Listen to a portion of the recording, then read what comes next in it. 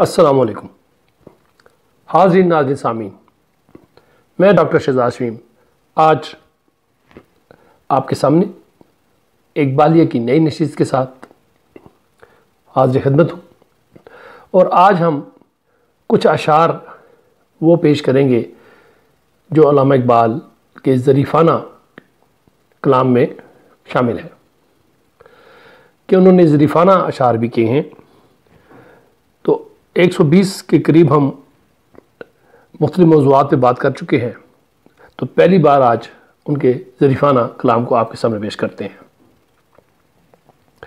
फरमाते हैं, मशरक़ में असूल दीन बन जाते हैं, मगरब में मगर मशीन बन जाते हैं।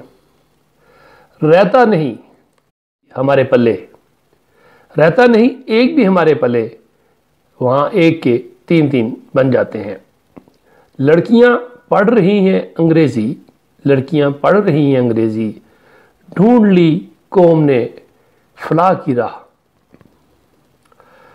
रविश मगरिब है मद्देनज़र, रविश मगरबी है मद्देनज़र, वज़ाए मशरिक़ को जानते हैं गुनाह।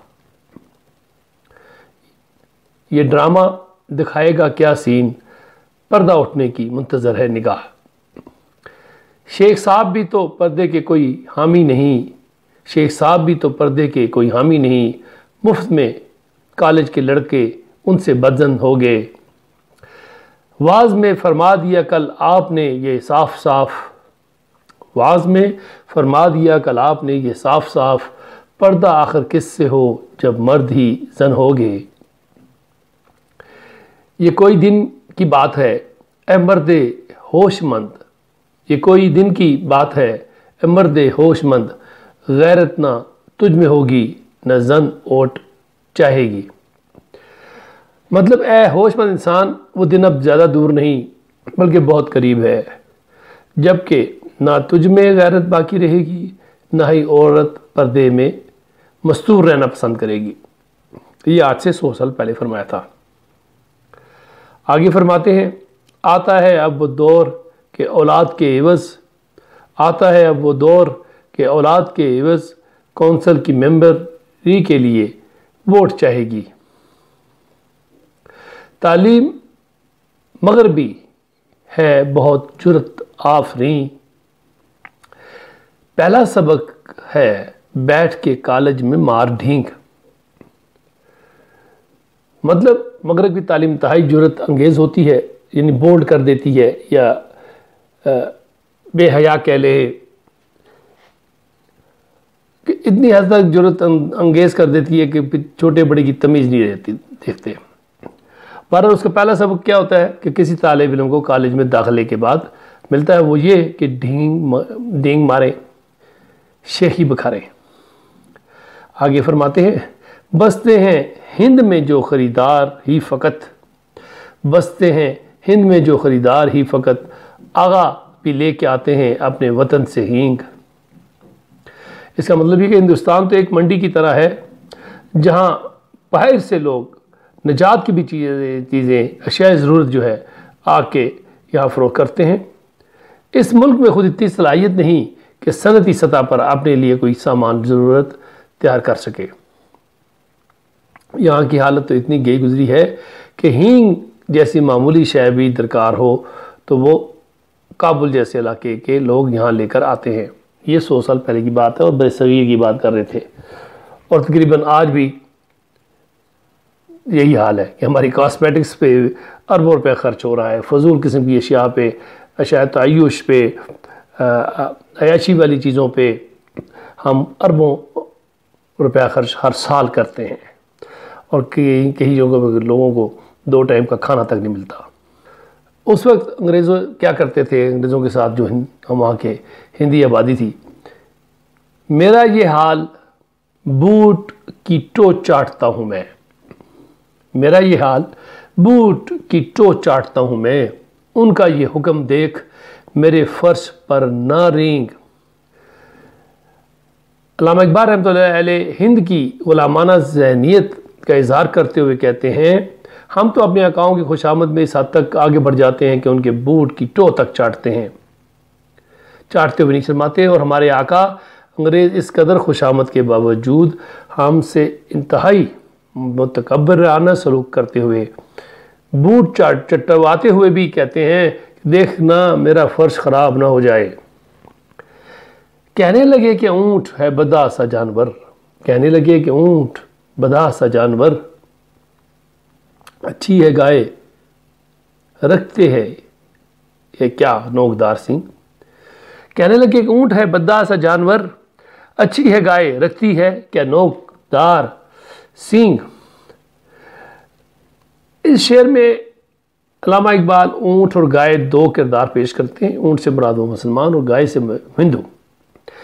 انگریز ہندوستان میں قیام کے دوران مسلمانوں کی ہمیشہ تصدیق کرتے رہے۔ اس کا بنیادی سبب یہی تھا کہ ہندوستان میں مقیم مسلمانوں نے ان کے اقتدار کے خلاف ہمیشہ نمردہ آزمائی کی، جبکہ ہندوؤں نے ان کا ساتھ دیا انگریزوں کا۔ چنانچہ انگریز اس حوالے سے کہ مسلمان عرب سے آئے تھے اور اونٹ وہاں کا کارآمد ہونے کے باوجود بدا سا جانور ہے، اس کے برعکس ہندو گائے کی تشریح کرتے ہیں، اس لیے انہیں گائے سے تشبیہ دی۔ غم نہیں جو حضرت واعظ ہیں تنگ دست، کچھ غم نہیں جو حضرت واعظ ہیں تنگ دست، تہذیب نو کے سامنے سر اپنا خم کریں۔ اس میں علامہ اقبال مفاد پرست مولویوں، واعظوں، مذہبی پیشواؤں کی طرف اشارہ کرتے ہیں جو محض چھوٹے چھوٹے مفادات کے لیے دین کے بنیادی اصولوں کی تردید سے بھی نہیں چوکتے۔ علامہ اقبال کہتے ہیں کہ اگر حضرت واعظ، مولوی، مذہبی پیشوا ان دنوں معاشی طور پہ پریشان ہیں تو انہیں اس کی زیادہ فکر نہیں کرنی چاہیے۔ رد جہاد میں تو بہت کچھ لکھا گیا، تردید حج بھی کوئی رسالہ رقم کرے، تہذیب کے مریض کو گولی سے فائدہ، تہذیب کے مریض کو گولی سے فائدہ، دفع مرض کے واسطے پل پیش کیجئے۔ تھے وہ بھی دن کہ خدمت استاد کے عوض، تھے وہ بھی دن کہ خدمت استاد کے عوض دل چاہتا تھا ہدیہ دل پیش کیجئے۔ بدلا زمانہ ایسا کہ لڑکا پس از سبق، بدلا زمانہ ایسا کہ لڑکا پس از سبق کہتا ہے ماسٹر جی کہ بل پیش کیجئے۔ ہم مشرق کے مسکینوں کا دل مغرب میں جا اٹکا، ہم مشرق کے مسکینوں کا دل مغرب میں جا اٹکا، وہاں کنڑ سب بلوری ہیں، یہاں ایک پرانا مٹکا ہے۔ اس دور میں سب مٹ جائیں گے، اس دور میں سب مٹ جائیں گے، ہاں باقی وہ رہ جائے گا جو قائم اپنی راہ پہ ہے اور پکا اپنی ہٹکا ہے۔ اے شیخ و برہمن سنتے ہو کیا اہل بصیرت کہتے ہیں، اے شیخ و برہمن سنتے ہو کیا اہل بصیرت کہتے ہیں، گردوں نے کتنی بلندی سے ان قوموں کو دے پٹکا ہے۔ اس شعر میں علامہ اقبال شیخ و برہمن یعنی مسلمانوں اور ہندوؤں کو مخاطب کرتے ہوئے کہتے ہیں کہ سنو اہل بصیرت کیا کہتے ہیں کہ جو قومیں باہم و دست و گریباں رہیں اور آپس میں اتحاد و اتفاق قائم نہ رکھ سکے، وہ انتشار و زوال کا شکار ہوئیں اور پستی کی تہ میں گرتی چلی گئی۔ یا باہ میں پیار کے جلسے تھے، دستور محبت قائم تھا، یا باس میں اردو ہندی ہے، یا قربانی یا جھٹکا ہے۔ مطلب وہ بھی زمانہ تھا کہ جب ہندو اور مسلمان ایک دوسرے سے مل کے محفلیں سجاتے تھے، لیکن اب ان میں نفرت اور نفاق کا یہ عالم ہے۔ کبھی مل بیٹھنے کا موقع بھی ملا تو ان میں یا تو اردو ہندی کی بحث چھڑ جاتی ہے یا قربانی اور جھٹکا کے معاملات پر تلخی پیدا ہو جاتی ہے۔ مراد یہ ہے کہ ان میں قطعی طور پہ قوت برداشت نہیں ہو رہی اور چھوٹی چھوٹی باتیں ان کے مابین سر پٹول کا سبب بنتی ہیں۔ اصل شہود و شاہد و مشہود ایک ہے، اصل شہود و شاہد و مشہود ایک ہے، غالب کا قول سچ ہے تو پھر ذکر غیر کیا۔ مطلب یہ کہ علامہ اقبال فرماتے ہیں کہ غالب نے اپنے مصرے میں کہا ہے کہ خدا کی ذات اس کی ذات دیکھنے والوں اور اس کی ذات کی گواہی دینے والوں میں، یعنی ان تینوں میں بظاہر فرق نہیں۔ وحدت الوجود کے عقیدے کے مطابق انسان، کائنات اور خدا اور حقیقت ایک ہی وجود کی ظاہری شکلیں ہیں، جبکہ علامہ اقبال فرماتے ہیں کہ اگر غالب کا یہ قول حقیقت پر مبنی ہے تو پھر ان مسلمانوں کو جو بتوں سے تو عشق کا مظاہرہ کرتے ہیں کہ اس صورت میں برہمن سے دشمنی کا مظاہرہ کیوں پھر کیا جاتا ہے؟ یعنی کہ وحدت الوجود کے وہ حق میں نہیں تھے، اس کو نہیں مانتے تھے۔ کیوں اے جناب شیخ سنا ہے آپ نے بھی کچھ؟ کیوں اے جناب شیخ سنا آپ نے بھی کچھ؟ کہتے تھے کعبہ والوں سے کل اہل تیر کیا؟ ان اشعار میں غالب کے قول کے حوالے سے اقبال کہتے ہیں کہ انسان جب ایک عمل کرتا ہے تو اس سے متعلق دوسرے عمل کو بھی اپنانا پڑتا ہے۔ ہم پوچھتے ہیں مسلم عاشق مزاج سے الفت بتوں سے ہے تو برہمن سے بیر کیا؟ اس صورت میں ایک جانب تو ہندو دیویوں سے محبت کا اظہار کرتے ہو اور دوسری جانب برہمن سے نفرت، یہ امر کچھ مناسب معلوم نہیں ہوتا۔ ہاتھوں سے اپنے دامن دنیا نکل گیا، ہاتھوں سے اپنے دامن دنیا نکل گیا، رخصت ہوا دلوں سے خیال معاد بھی۔ مطلب یہ کہ جب دنیا ہی ہمارے ہاتھ سے نکل گئی تو سمجھ لو کہ ہم نے دین کو بھی بڑی حد تک نظر انداز کر دیا، ہمارے دلوں میں بے دینی نے راہ پا لی۔ قانون وقف کے لیے لڑتے تھے شیخ جی، قانون وقف کے لیے لڑتے تھے شیخ جی، پوچھو تو وقف کے لیے ہے جائیداد بھی۔ وہ مس بولی ارادہ خودکشی کا جب کیا میں نے، وہ مس بولی ارادہ خودکشی کا جب کیا میں نے، مہذب ہے تو اے عاشق قدم باہر نہ دھر حد سے۔ نوجوان عاشق کہتا ہے کہ جب اپنی انگریز محبوبہ سے مایوس ہو کر میں نے اس پر خودکشی کرنے کا ارادہ ظاہر کیا تو وہ محبوبہ بولی کہ اے مجھے چاہنے والے، تو انتہائی مہذب ہونے کا دعوے دار ہے، پھر اس طرح خودکشی کا ارادہ کر کے اپنے آپ سے باہر کس لیے ہو رہا ہے؟ کہ خودکشی تو بزدل اور غیر مہذب لوگ کیا کرتے ہیں۔ آگے فرماتے ہیں نہ جرت ہے نہ خنجر ہے تو قصد خودکشی کیسا؟ نہ جرت ہے نہ خنجر ہے تو قصد خودکشی کیسا، یہ معنی درد ناکامی کیا تیرا گزر حد سے۔ یوں بھی ہے عاشق کے نامراد نہ تو تیرے پاس خودکشی کرنے کے لیے کوئی خنجر یا پستول ہے، نہ ہی اتنی جرت ہے اور حوصلہ کہ یہ قدم اٹھا سکے۔ ہر چند کہ محبت میں ناکامی کے سبب تیری مایوسی حد سے بڑھ چکی ہے، پھر بھی خودکشی تیرے بس کا روگ نہیں۔ کہا میں نے اے جانے جہاں کچھ نقد دلوا دو، کرائے پر منگا لوں گا کوئی افغان سرحد سے۔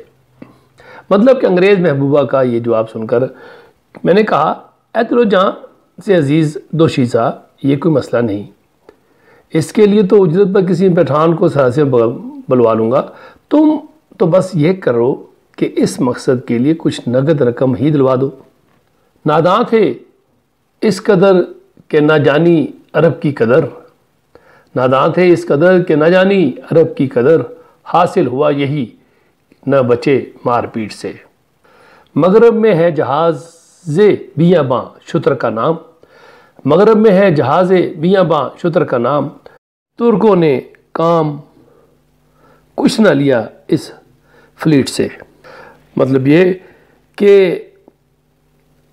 ان کی مدد اونٹوں کے ذریعے سامان رست میدان جنگ تک پہنچایا جا سکتا تھا، جبکہ انہیں سے امر کا علم بھی تھا کہ اہل مغرب اونٹ کو صحرا کا جہاد کہا کرتے ہیں۔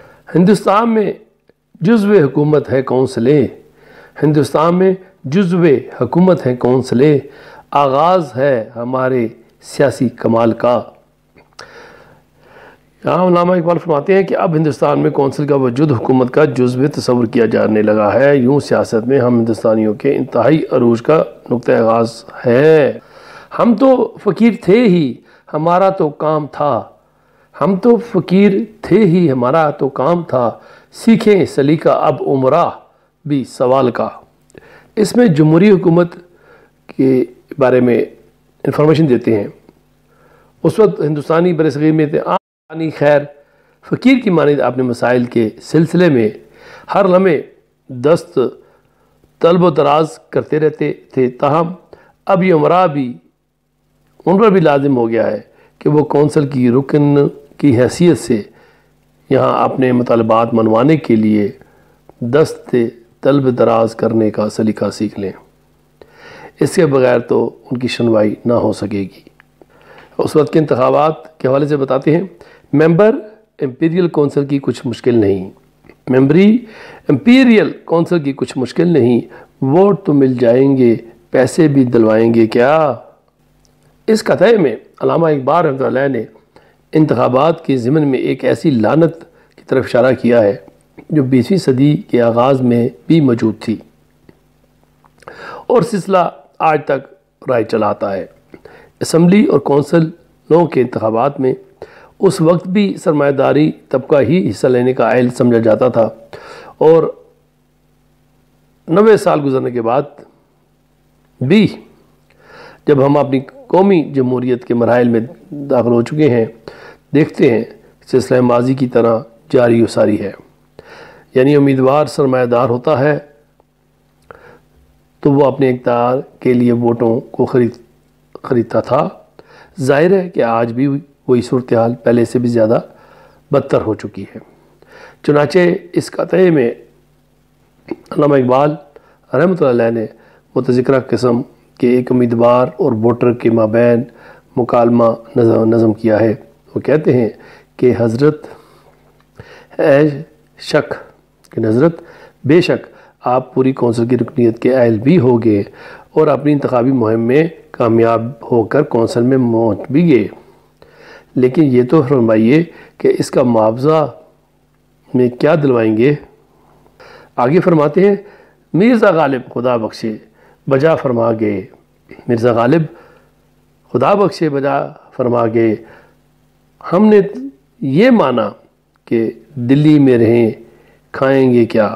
مطلب اس شعر میں علامہ فرماتے ہیں کہ غالب کے ایک مصرے سے استفادہ کرتے ہوئے ووٹر کی زبان سے یہ مکالمہ دہرایا کہ حضرت آپ نے ممتاز شاعر حضرت غالب کا یہ مصرع تو ضرور سنا ہوگا کہ جس میں وہ فرماتے ہیں کہ بے شک ہم نے یہ تسلیم کرتے ہیں کہ دہلی میں قیام کرنا اپنی جگہ، تاہم گزر بسر اور کھانے پینے کے لیے کچھ ساز و سامان کی ضرورت ہوتی ہے، سو اس کا اہتمام بھی کر دیجئے۔ دلیل مہر و وفا اس سے بڑھ کر کیا ہوگی، دلیل مہر و وفا اس سے بڑھ کر کیا ہوگی، نہ ہو حضور سے الفت تو یہ ستم نہ سہیں۔ مطلب فرماتے ہیں کہ اس خوش آمدی شخص نے انگریز افسر سے کہا کہ وہ میں حضور سے جس قدر محبت ہے، اس کا اندازہ یوں ہو سکتا ہے کہ ہمارے اپنے بھائی آپ سے محبت و وفاداری کی بنیاد پر متان و تشنی ظلم و ستم کا نشانہ بناتے ہیں۔ یہی بات حضور سے ہماری وفاداری کی دلیل ہے۔ مصر ہے حلقہ کمیٹی میں کچھ ہم بھی رضائے کلیکٹر کو بھانپ لیں تو کہیں۔ مطلب جس حلقے سے ہم کمیٹی کا انتخاب لڑ رہے ہیں، وہاں کے لوگ جو ہمارے رائے دہندگان بھی ہیں، یہ توقع رکھتے ہیں کہ ان کے حقوق کی بات بھی کریں، جبکہ ہم اس امر کا اندازہ لگا رہے ہیں کہ ضلع کے حاکموں یعنی حاکم اعلیٰ جو ضلع کا ہے یعنی کلیکٹر، اس وقت کلیکٹر آج کل ڈی سی ہوتا ہے، ان کے معاملات میں کیا نقطہ نظر ہے اور اس کی مرضی کیا ہے، ذرا ہمیں یہ تو بام لینے دے۔ سند تو لیجئے لڑکوں کے کام آئے گی، وہ مہرباں ہیں اب پھر رہیں نہ رہیں۔ اس شعر میں ایک ایسے مسئلے کی جانب اشارہ کیا گیا ہے کہ جو انگریزی دور میں عام روایت بن گیا تھا کہ متعدد لوگ انگریزی افسر کی خوش آمدی کے بدولت خوشنودی کی سند حاصل کر لیتے اور بعد میں اسی سند کو دکھا کر اس افسر یا اس کے بعد آنے والے افسروں سے اپنے کام نکلواتے۔ ایسا ہی ایک خوش آمدی شخص کہتا ہے کہ میں اس افسر سے سند تو حاصل کر لوں تاکہ اپنے کام نکلوا سکوں، بعد میں کیا پتہ یہ لوگ اسی طرح مہربان بھی رہیں یا نہ رہیں۔ ہوا کا رخ بدلتے دیر نہیں لگتی۔ بدقسمتی یہ ہے کہ آج سالہ سال گزرنے کے باوجود انگریز کی یہ بدعت آج بھی بدستور قائم ہے۔ انتخابات ہوں، رائے دہندگان کے ووٹ خریدنے اور ملازمتوں کے حصول میں ایسی ہی قباحتوں کے ساتھ یہ طریقہ کار آج بھی موجود ہے۔ زمین پر تو نہیں ہندیوں کو جا ملتی، زمین پر تو نہیں ہندیوں کو جا ملتی، مگر جہاں میں ہے خالی سمندروں کی تہ۔ مطلب یہ کہ انگریزوں کی غلامی کے دور میں یہ حقیقت ہے کہ ہندوستانی باشندوں کے لیے زمین تنگ کر دی گئی تھی اور کسی جگہ پر بھی انہیں عزت و وقار سے نہیں دیکھا جاتا تھا۔ چنانچہ غیرت مندی کا تقاضا تو یہی ہے کہ سمندروں میں کود کر خودکشی کر لیں کہ ان کی تہوں میں لاشوں کو پناہ تو بہرحال مل ہی جائے گی، کہ غلامی میں دکھوں اور تکلیفوں کا علاج موت کے سوا اور کچھ نہیں۔ مثال کشتی بے حس متی فرما ہیں، مثال کشتی بے حس متی فرما ہیں، کہو تو بستہ ساحل رہیں، کہو تو بہی۔ مطلب ہم ہندوستانی تو اس دور غلامی میں ایک ایسی کشتی کی مانند ہیں جو ساحل پر بندھی ہوئی ہے، جب ملا چاہتا ہے اسے کھول دیتا ہے اور اپنی مرضی کے مطابق جس طرف چاہے لے جاتا ہے۔ کہنے کا مقصد یہ ہے کہ ہندوستانی انگریز کے احکام کے اس طرح متی ہیں کہ ان کی مرضی کے خلاف ایک قدم بھی نہیں اٹھا سکتے۔ فرما رہے تھے شیخ طریق عمل پہ واز، کفار ہند کے ہیں تجارت میں سخت کوش۔ مطلب یہ کہ مسلمانوں کے اجتماع کو خطاب کرتے ہوئے واز فرما رہے ہیں کہ ہندوستان میں جو غیر مسلم تاجر ہیں وہ لین دین اور تجارت کے سلسلے میں بڑے سخت گیر واقع ہوئے ہیں۔ مشرک ہیں وہ جو رکھتے ہیں مشرک سے لین دین، مشرک ہیں وہ جو رکھتے ہیں مشرک سے لین دین، لیکن ہماری قوم ہے محروم عقل و ہوش۔ مطلب یہ جان لو کہ وہ لوگ جو مشرک سے لین دین رکھتے ہیں وہ بھی مشرک ہیں، لیکن اس کا کیا کیا جائے کہ اس حقیقت کو جانتے ہوئے بھی ہماری قوم عقل و ہوش سے محروم ہے۔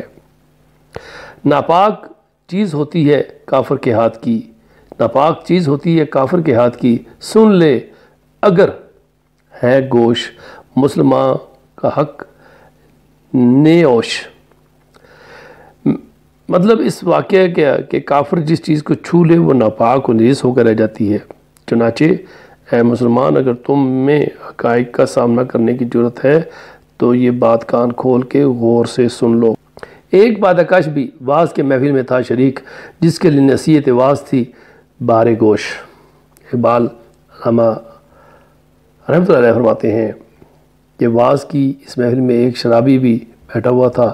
اس شرابی نے واز کی اس ناسہانہ تقریر کو سنا تو اسے یہ بات بڑی ناگوار گزری۔ کہنے لگا ستم ہے کہ ایسے قیود کی پابند ہو تجارت سامان خورد و نوش۔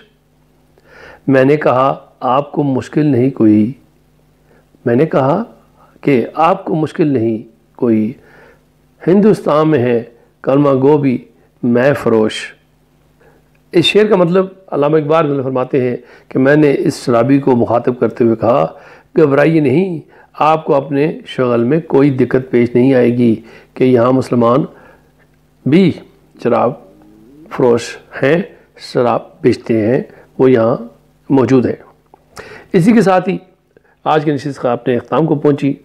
یہ اگرچہ کہ ظریفانہ شاعری تھی علامہ اقبال رحمۃ اللہ کی، مگر اس میں بھی انہوں نے بہت سبق آموز قسم کی نصیحتیں ہمیں کی ہیں، بند و نصیحہ کیا ہے۔ تو اللہ ہمیں اور آپ کو نصیحت دے اور عقل و ہدایت دے کہ ہم اسے سمجھ سکیں، خود سمجھتے ہوئے طلباء طالبات کو اپنے بچوں کو تک پہنچانے کی کوشش کریں۔ اسی کے ساتھ اجازت دیجیے۔ پاکستان زندہ باد۔